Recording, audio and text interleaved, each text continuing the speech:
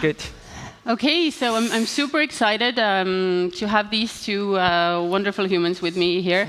Kristel is here because she is the founder, I thought of fine. I'm alive. Whom I thought of first when I thought about founder storytelling. And Stu is a person who coaches people on this daily. So, Kristel, how did you get comfortable with doing all of the things you do? By just doing it. So I think when we first prepared for this panel, we discussed like when did I first start telling stories about Testlio, and it all started when I started my company, right? I was really passionate about the mission that I wanted to achieve. I was passionate about the software testing industry. I was frustrated about the issues that were happening in the industry, and so I started telling those stories. And then over those years, obviously, I told stories to investors, I told stories to customers. Like many customers were so connected with me because they understood my personal problem as a software tester in my industry. And then from there on, I remember this first story that kind of went out and became a little bit viral, I would say, in Estonia, where I talked about my issues with mental health. And that was back in 2016. I had just gotten married. I had been building Testlio for about 4 years at the time, and I was on the edge of a collapse mentally, because I had identified myself with the success of my company. And when you're building a company, most of the time, things don't go as you expect. And so it is very hard to deal with the unsuccess. And so I went out there, I wrote all of my thoughts on Medium blog post, and I shared it on LinkedIn. And I was so surprised with how many people this story, like how many people were able to relate to this story. Building companies is hard, but there are ways how you can overcome those feelings of failure, those feelings of uncertainty, and it connected with people. Wow. Wow. That's really amazing. Yeah, so Stu, you're working with founders all the time. Like, how does it work? How does it work? Well, so in 2011, my friend Mia knew I was an actor. You can't find me if you look on YouTube. If you look very hard, maybe you can. And she said to me, help me present, because I'm so nervous, I lose my voice. She actually lost her voice. So I taught her how to stand tall and breathe and project her voice. And amazingly, in 20 minutes, she was totally transformed. And she said, you've got a business, you have to help people present.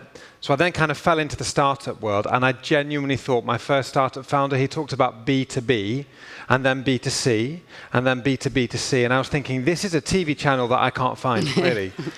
I didn't know anything that he was talking about, but I knew that he made no sense. So I did the same thing with him as I'd done with my friend. That was 12 years ago, and I now live and breathe and sniff out story, which means I've had the joy of coaching 16,000 people in 70 different countries for the past 12 years to get up on stage and pitch. And the irony is, I've never actually stood up on stage and done a conference before about storytelling. So that's kind of my very brief journey to why I'm here today. And I've just got to say, your story, Kristel, like when I'm not being the coach here, but as soon as you started talking about the breakdown you experienced, the room just lit up. And that's why I said, wow, I was just transfixed by your story. So real. It is real. But getting to it is just like you feel like the community just supports you so much. And you feel like you want to help the world as well. That by sharing your story, you can help others. So I think that was one of the reasons also what initiated me to start writing about my challenges, just to make people feel like they are not alone. It's okay to not be okay. Just a quick reminder to all of you here and watching at home. You can send us questions. There's 20 minutes left, and I will reach all your questions here on Votemo app. And actually why your storytelling was so important to me was because I think 10 years ago, I thought, startup world, something very distant, something like tech geniuses do their techie things, and I know nothing about it. And then you started posting and making it really real, and then suddenly I find myself, traveling and telling people, oh, there's this company, Tesla, you should totally work for them, or so on. And I see now that you're using TikTok, and it looks like something that could really get you people and workers and people just like from all around the world. Oh, for sure. So after I made my first post like on Medium, and I started sharing more of my story on LinkedIn and on Instagram, I realized that I, as a woman in tech, also carry a kind of a responsibility in the world to show everybody and show women and girls especially that they can go after their dreams, even if people say that they don't deserve to be there or they don't have a place in this tech world. We do have a place, and I felt that, okay, I have this responsibility to share my story and to tell everybody that I grew up in a tiny town in Estonia with about 5,000 people.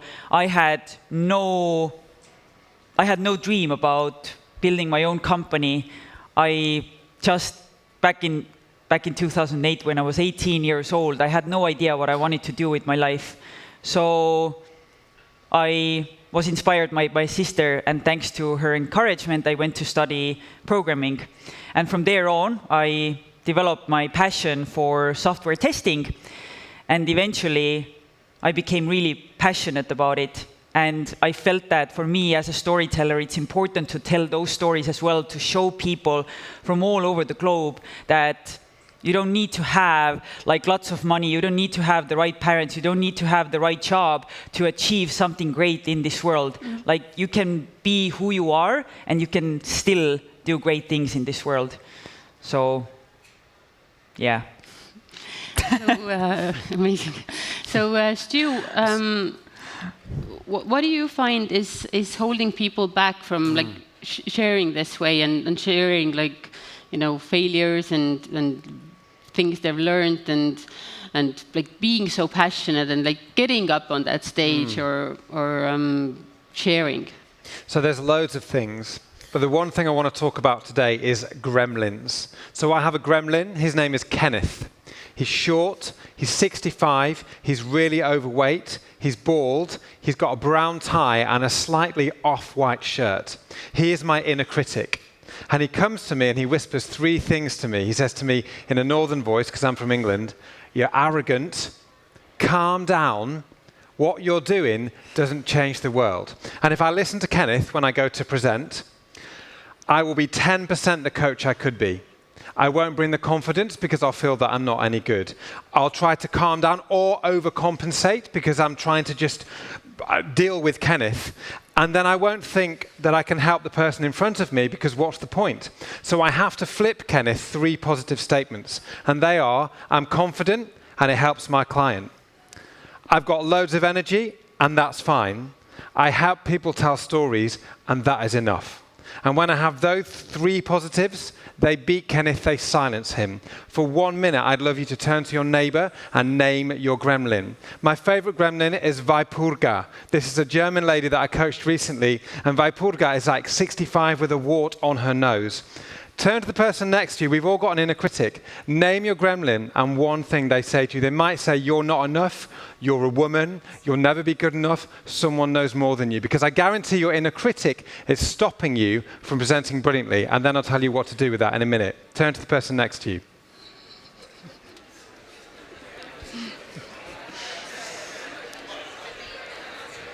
I'll be really quick. Love it.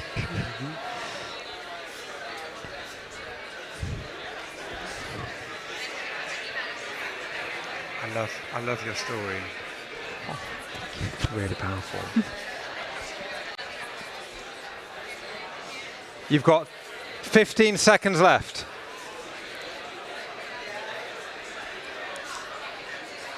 Boo! Okay. All right. Wonderful people of Latitude 59. They just can't stop. They can't going. stop talking about gremlins.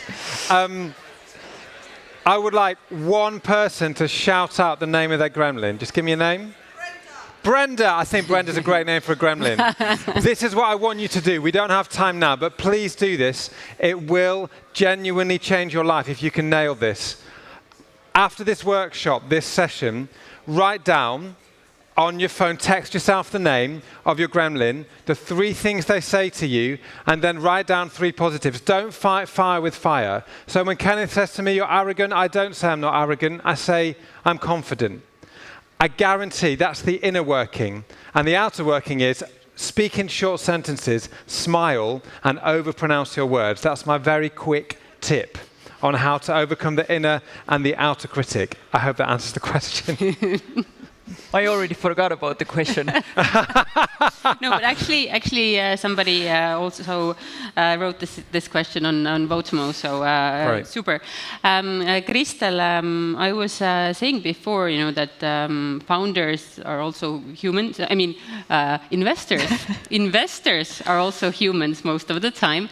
So. And customers are humans. And customers are humans. Mm-hmm. So. What do you think about this? Me as not the founder telling you, yeah, you should be vulnerable and, it's going to be fine. Like, do you think that we could really, do harm? No, we cannot.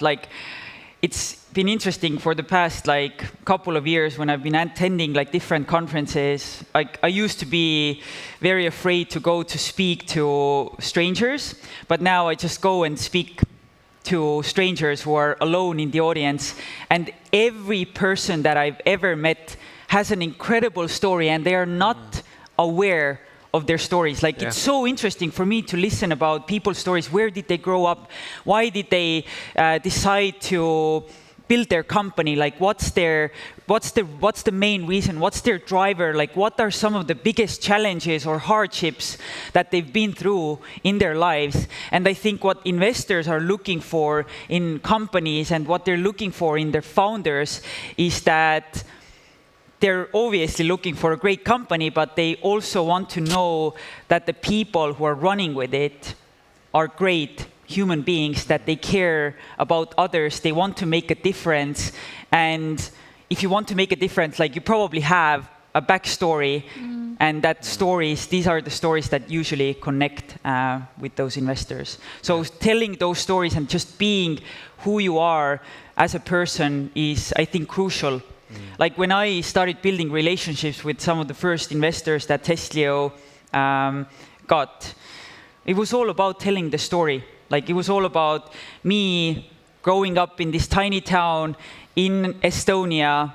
I started building relationships with investors in the US, right? And for people to learn more about Estonia, or how is it living in Estonia, and how is it building a company in Estonia, and how difficult it was for Estonians to come out of the Soviet Union and having to start build up everything from scratch, was just so compelling. And these are the stories that people connect with. They realize that you have a bigger drive and passion for something in life. So I don't know if it makes any sense, but investors want you to be who you are, because at the end of the day, I'm gonna say this bumper stick quote now. Building a company is a marathon. It's not a sprint. If you put the mask on these investors today, you pretend yourself being somebody that you're not, then that mask is obviously gonna fall off at some point, because you're gonna go through so much shit when you're building your company that you cannot always keep that perfect face. Yeah. So just be who you are immediately. And if those investors don't connect with you, if they don't believe in you, then they're not your investors. They're not your people. You have your people in this world. You just gotta find them. Wow. Woo.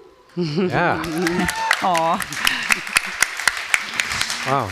And one thing I also want to add, when you said you hated talking to people and networking, like all of my clients, this is something that like everybody says, I hate small talk, I hate chit chat, I hate conversation.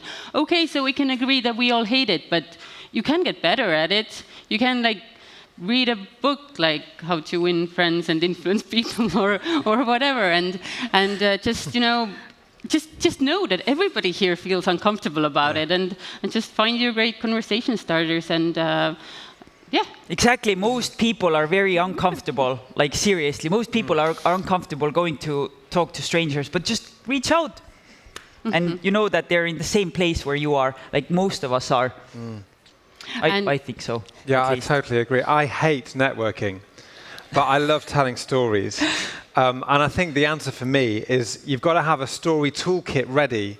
What's your 30-second story? What's your 1-minute story? There's one exercise that is really worth doing. I also wrote a book and then totally forgot to bring it today. It's called The Storytelling Hero, and everything I'm saying is in the book. So please buy it. It's on Amazon. I'm awful at marketing it. It's white. It says The Storytelling Hero. There's this one exercise I discovered in lockdown. It's called line 5 to line 1. Imagine you start speaking about your company. Probably the 5th line is going to be the most interesting line. It's the headline. It's the thing that grabs people. But most people are not confident to lead with that. So when you say it out loud, you'll notice your 5th line is really compelling. Just practice moving it to line 1. It might be the 3rd line, it might be the 6th line, but that is how I was thinking about investors. That's how you have to leap in. Whether you're networking or speaking to investors, if you feel slightly exposed, naked, and like your back is sweating, you're probably doing a brilliant job. And although that is really uncomfortable advice, line 5 to line 1 helps get you there. I think networking for me is one of the most uncomfortable spaces. Yeah, and especially with investors, right? Like you're so intimidated by them. You just got to leap in, it's hard. Exactly. And that negative self-talk that normally starts when you go and reach out to like these investors and you talk to those investors, it's like really, really tough to get over it. I often say to people, imagine that investors are doing this.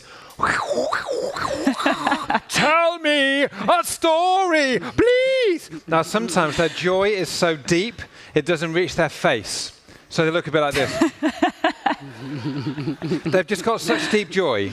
It's proprioception is a posh word for muscle memory. Athletes are brilliant because they've remembered the muscle of running, of warming up. You will become a brilliant storyteller, as are you clearly, Kristel, with the way you've talked about your company. Thank you. But Kristel would have practiced that for years. Same with Eia, same with me. If you don't practice it, you won't do it. But if you practice it, you will. Yeah, and it's just letting those guards down immediately because I had to start telling the stories of Testlio immediately. I went to Techstars back in 2014.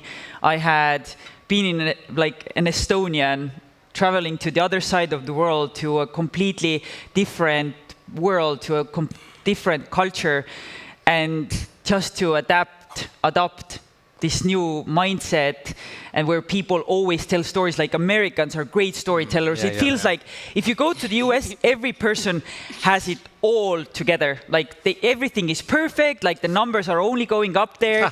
And you feel like, what have I done wrong, right? And then you just realize that this is the culture. Like people are they are being taught how to sell something and to present something from very early on. Like they go to kindergarten and they need to present how their teddy bear looks like, right? And that's from the ground up. We don't get that in Estonia. Like in Estonia, we wait for people to aggressively call us instead of us calling them, right? So, yeah.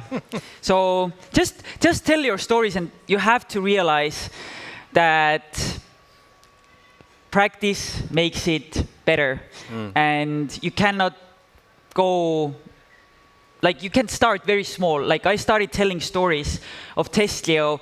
Sometimes at those events, I had 0 people in the audience. Sometimes I had 100. Last year, I did a presentation at Nordic Business Forum in front of 10,000 people. Wow. But that comes with practice. And I still have that negative self-talk that you're talking about. It will never, ever go away. No. And I have days where I feel like really bad. And I just feel like I have nothing to share. I feel like my story is useless. Nobody's gonna learn about it. I can't provide value, and you just gotta push this negativity down, because I have found within the past 10 years of building Testlio that negativity and pessimism is the most unhelpful thing. Like whatever hard times you're going through, just be positive. That's the only thing that you can, that's a choice, whether you are thinking negatively or positively. Always choose positively to choose. Yeah, anyways. So, Stu, if you would give 2 strategies to calm somebody down, Yes. just get on the stage. Yeah. Okay, first one is breathing. If you can, I'm going to demonstrate. Sorry, I've got very blue socks on today. If you can, you want to make sure you stand like you're on skis, go to the bathroom. Everyone is allowed to go to the bathroom. So that's good, right? And just take a breath in, take a breath out, and do that for 30 seconds. That instantly grounds you, and then you go into your meeting. That's my first technique. Really, really, really important. Breathing really grounds you. My second one, and as weird as this sounds, force yourself to speak in short sentences. Danny Kahneman wrote a book called Thinking Fast and Slow. Most of you in this room have got it. Most of you, like me, haven't read it. But there is one bit in it where he says, and this is a Nobel winner, he has proven science that when we speak in long, convoluted sentences full of jargon, the audience will not trust us. It's the reason why Donald Trump won the election. He spoke in Twitter. When we speak in short, sharp sentences, people will trust us. So your brain will go, no, I must be serious and speak jargon. Trust a Nobel Prize winner. Force yourself to speak in short, sharp sentences.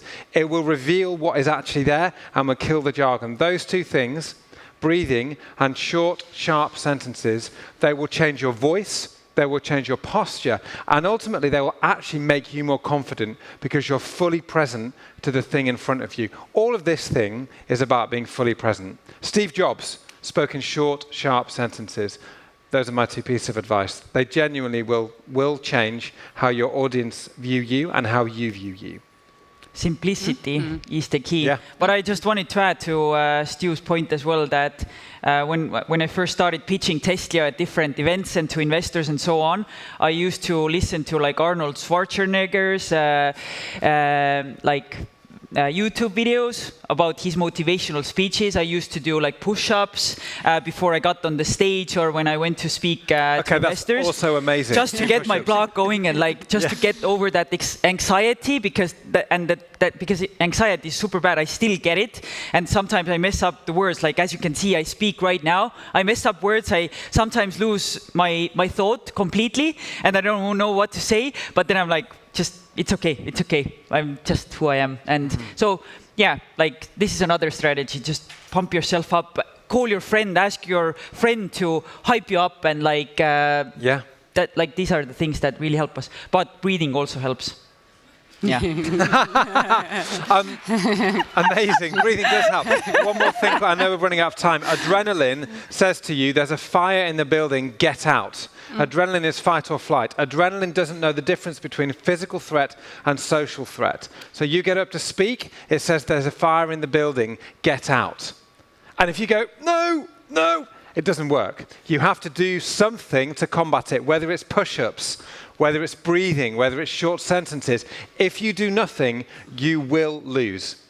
If you do something, you will say to adrenaline, it's okay, there's not a fire in the building, I'm going to be okay. I have recently discovered singing and dancing. Oh yeah, that's great. Yeah, so it's just like, you know, as you said, get yourself in the moment, like to get myself in my body and blasting music really loud and just belling like from the top of my lungs, so I feel this vibration in me and it just goes, And can I just say that incredible questions here on Votomo that you have sent, we will answer all of them. Not today, obviously, but I will make sure that I get all the answers from Kristel and Stu, and we will put all the answers up on LinkedIn and Medium, and you will be able to read it all. Maybe we should create a TikTok video or something. So this is another great strategy. We have 30 seconds. I started creating TikTok videos like a few years ago. I don't do them like consistently, but when I do, it always connects with people. And we have some of the like largest enterprise customers in the world. And like there were like senior leadership people who were reaching out to me on LinkedIn, like personally, oh my God, I found this video so funny. Please keep them coming. And these are the things that make us human. And these make us connect with each other. Nobody cares about what you do. They care about why you do it. And this is what matters. So keep telling your stories. Every one of you here, I can assure you, has an incredible story to tell. So please tell your stories. Yeah. Yes. Yes. Yes.